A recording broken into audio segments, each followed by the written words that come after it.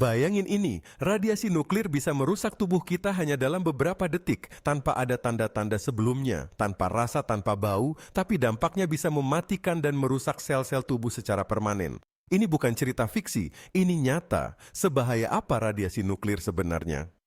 Kalau kita ada di dekat tempat yang terpapar radiasi nuklir ya, mungkin kedengarannya kayak hal yang jauh banget dan nggak mungkin. Tapi radiasi nuklir itu bisa terjadi di banyak tempat dan dalam berbagai bentuk, bahkan tanpa kita sadari.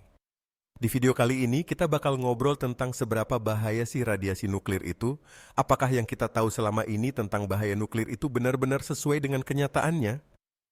Sebelum kita masuk lebih jauh, yuk kita coba pahami dulu apa sih sebenarnya radiasi nuklir itu.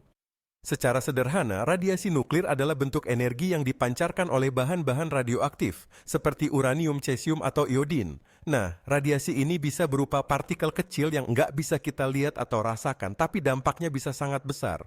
Bayangin aja, radiasi ini bisa menembus tubuh kita dan merusak sel-sel yang ada di dalamnya, yang tentu aja berbahaya. Jadi, kenapa sih radiasi ini bisa bahaya? Ketika tubuh kita terpapar radiasi dalam jumlah yang besar, hal pertama yang bakal terasa adalah kerusakan pada sel-sel tubuh. Kerusakan ini bisa menyebabkan berbagai macam penyakit, mulai dari yang ringan sampai yang berat, seperti kanker. Salah satu dampak yang paling mengerikan adalah jika radiasi itu mengubah DNA di dalam tubuh kita. Ketika DNA rusak, itu bisa menyebabkan mutasi yang bisa memicu pertumbuhan sel kanker. Dan kanker seperti yang kita tahu adalah salah satu penyakit yang sangat berbahaya dan seringkali sulit disembuhkan. Contoh nyata yang sering kita dengar adalah kejadian-kejadian seperti kecelakaan nuklir di Chernobyl atau Fukushima. Meskipun kejadian-kejadian ini sudah terjadi bertahun-tahun yang lalu, dampaknya masih bisa kita rasakan sampai sekarang. Di Chernobyl misalnya, radiasi nuklir yang tersebar sudah menyebabkan ribuan orang meninggal dan banyak orang yang terkena dampak jangka panjang, seperti kanker dan gangguan kesehatan lainnya. Bahkan, di sekitar area tersebut, masih ada zona yang sangat berbahaya hingga sekarang karena tingginya kadar radiasi. Bukan cuma di kecelakaan besar, radiasi nuklir juga bisa terjadi di tempat-tempat yang lebih kecil, kayak di rumah sakit, yang menggunakan peralatan medis tertentu, atau bahkan di sekitar pembangkit listrik tenaga nuklir.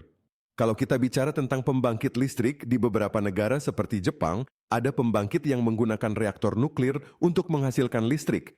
Tapi, walaupun di luar kelihatan aman, ada risiko tertentu yang bisa membahayakan jika terjadi kecelakaan.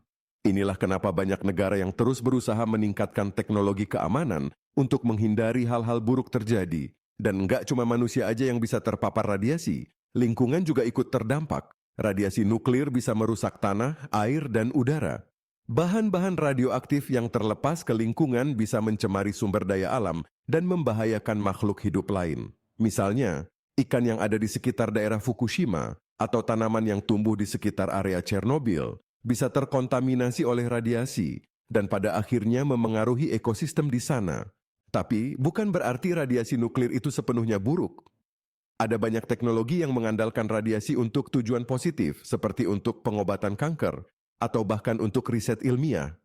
Radiasi juga digunakan untuk sterilisasi alat-alat medis sehingga bisa menghindari penyebaran penyakit.